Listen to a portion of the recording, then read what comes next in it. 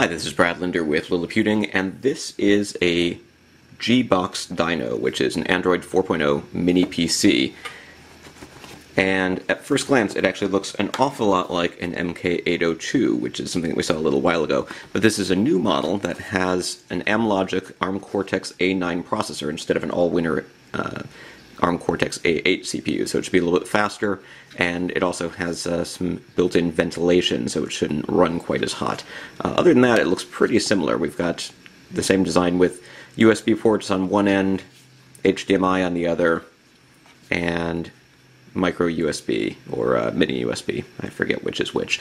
But basically you've got these small USB ports and these small HDMI ports, so you need special cables. Kind of glad that it came in a different color than my MK802 though, because they do look enough alike that I would probably have a hard time telling them apart. Basically it's what you would get if you took sort of the guts of an Android smartphone or tablet and stuck it into a little USB thumb drive sized computer. So you can plug in a keyboard and mouse and use it on or a keyboard and mouse and a monitor or an HD TV and use it as if it were a desktop style computer. There's also a micro SD card for expansion. This particular model has 1 GB of RAM, 4 GB of built-in storage, and then you can add more storage using that micro SD. Also in the box, pretty much everything you need to run it. So we've got an HDMI cable, power adapter, an infrared cable, and a remote control. So this particular model does run Android 4.0, and you can use this fairly simple remote control to use it even without a keyboard and mouse. So if you wanted to plug it into a TV to run, say, the Netflix application or other applications, you could do that. So all told, you get quite a bit of functionality out of this for about $69, which is cheaper than this originally sold for. When this guy originally came out, it was about $74, even though it didn't have the remote control and has a slower processor, and this particular model had less RAM. You can now pick one of these up for closer to $50, but for $69, you get quite a bit here. So let's see how it functions. I'm going to take it over to the monitor here. Actually, before we do that, I'm going to take this guy, I'm going to plug in, well, first I'm going to find the right place. So I've got USB plugged in here. This is hooked up to a wireless keyboard and mouse. And then somewhere around here I've got an HDMI cable, so that's plugged in. And monitor is on. Now we just need power. At this point I'm going to go ahead and draw power from my computer. And so that's what it looks like when it's all hooked up. Turn on the computer. But then here I'm actually going to switch inputs. Okay, so we've got HDMI input and it's booting. So here we're booting the Android operating system after plugging in the HDMI, USB, and power source. I've actually gone through and done this once before. There might have been a little bit of a glitch in the matrix here a second ago as you saw a cut in the video. That's because I ran into some problems the first time around getting it to connect to wireless. So right now we're actually hooked up to, or we're going to hook it up to my phone as a modem, and that's because I'm up on the 3rd floor in an office, and the router for my internet connection normally is down on the 1st floor, and apparently this doesn't pick up wireless signals over a distance that well. So that's one sort of knock against it. It's got a faster processor, more memory than, say, the MK802, but it doesn't seem to have the strongest wireless signal.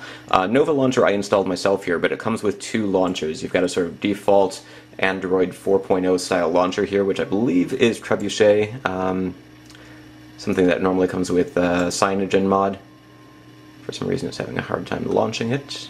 So we've got sort of this option of a typical home screen launcher with multiple screens and a list of applications. Or we can go to the main screen theme, which is sort of a TV-centric, large screen version. And what we've got here is something that really reminds me a little bit of Microsoft Bob. It's a little bit too simplistic for its own good. Here we've got a list of applications. We've got icons for web browser, settings, music, movies, pictures, and what exactly is this? That's the file browser. which is an odd icon if you ask me for a file browser. It looks like a modem. Let's take a quick look at the web browser. So it's the default Android web browser here. It's just going to load the Google homepage, does that relatively quickly. Pages with a little more content might take a little bit longer to load.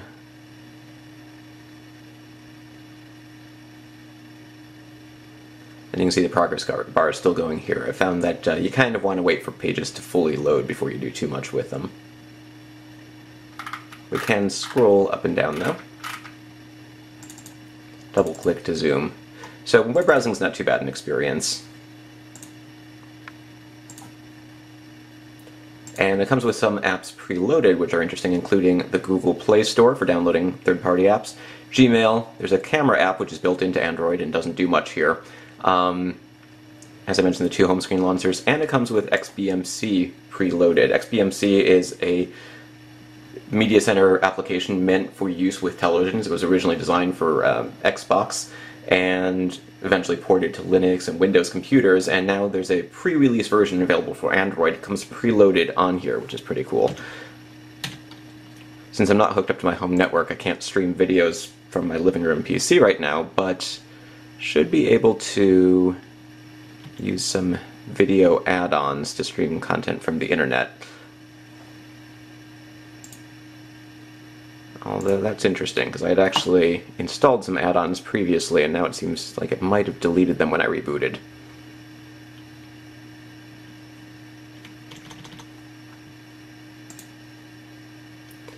So it might be having problems saving some of my settings.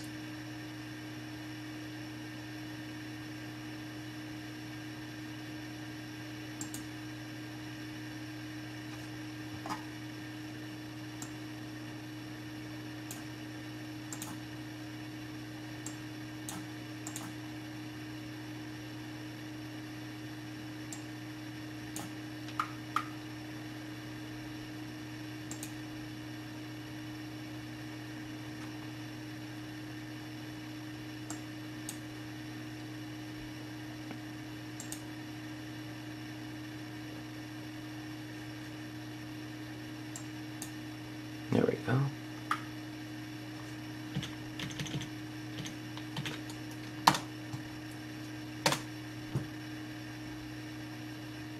Okay, so it should be installing this plugin, which, as I mentioned, I had previously installed. Take a quick look and see if other applications I installed. Yeah, so Netflix I installed myself, and that does appear to still be here, and Nova Launcher and YouTube. Let's take a quick look at YouTube while XBMC is installing plugins in the background. And YouTube has stopped. Netflix is interesting. I downloaded Netflix from the Android Market, or the Google Play Store, much like I did this YouTube app that's not working, and it wouldn't launch properly. So I went ahead and downloaded a custom version of this that Diamond Multimedia uploaded, which is compatible with the Amlogic processor used in this particular device. It's the same thing that they're using in the AMP 100 or AMP 1000 media player, and that time I was able to get Netflix to install properly. You may notice that some elements of the screen are sort of cut off here, the arrows, the clock, and so forth. That's because this monitor doesn't handle overscan very well. It's going to vary from display to display. You can see it's continue watching instead of continue watching. This just happens to be the display in my office. Works well with a regular computer. It doesn't work that well with this sort of device. But Netflix seems to work when you have the compatible version. Again, it's kind of sluggish if you don't wait for everything to load properly, but you can browse through files, and it should be able to play media as well.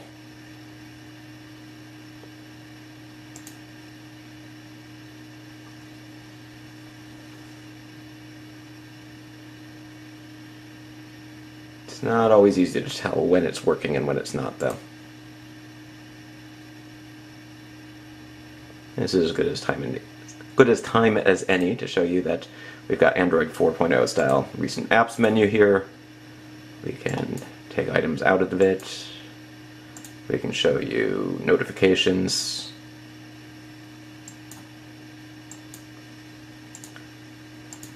And we can show you video playing. Here we go.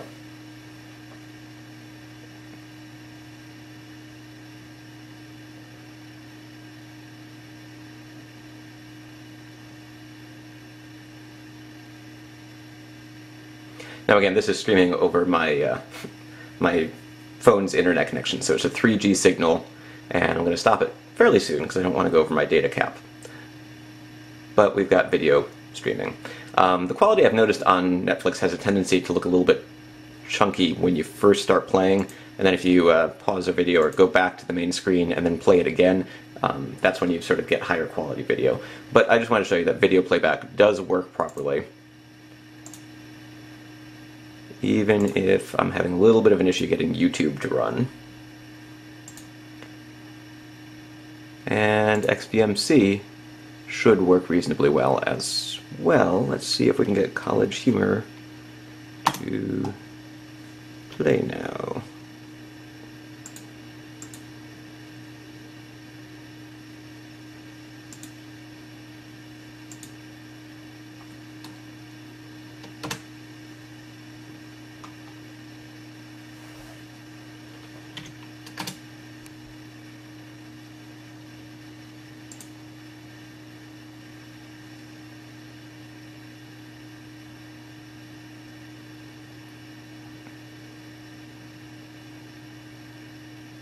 Okay, so video works in XBMC, works on Netflix, and that is a quick look at some of the things that you can do with the new Android 4.0 mini PC, the G-Box Dyno. It's basically an Android computer on a stick which runs Android 4.0, can play games, can surf the web, can watch videos, sells for $69, comes with a remote control, and you know, we'll be taking a closer look at it soon, but I just wanted to give you some first impressions. This is Brad Linder with Lilliputian.